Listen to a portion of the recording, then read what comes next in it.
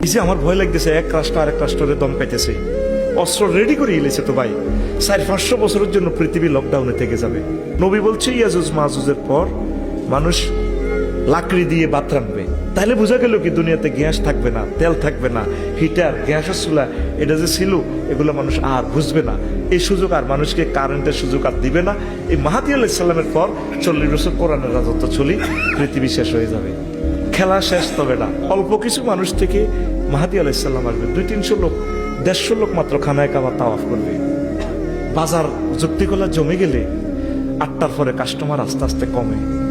এই পৃথিবী জমে গেছে, এখন শুধু এই বাঙ্গার পাল্লা।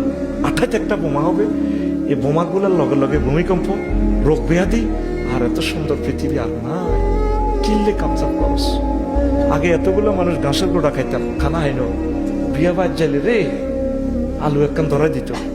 আর এখন এক একটা অনুষ্ঠানে যাইতে খানা কত যে এত খানা ইয়ে আল্লাহ ডালি দিছে, মানে প্লেট উল্টে দিছে আল্লাহ। এই যে ফোরাত নদীর পানিটা শুকাই গেছে, অধিক পরিমাণ সেখানে স্বর্ণ বাসা দিব। নবীজি বলছে স্বর্ণের পাহাড়, পৃথিবী অবাক। বহুত পাহাড় নিচে স্বর্ণের খনি, এগুলো যুদ্ধ লেগে যাবে। আজকেও সৌদি আরব দেখছি, খবরটা সত্যি মিথ্যা আমি জানি না, ইয়েমেনে হামলা করছে। হায় হায় হায়, থাকবে না তো পৃথিবী।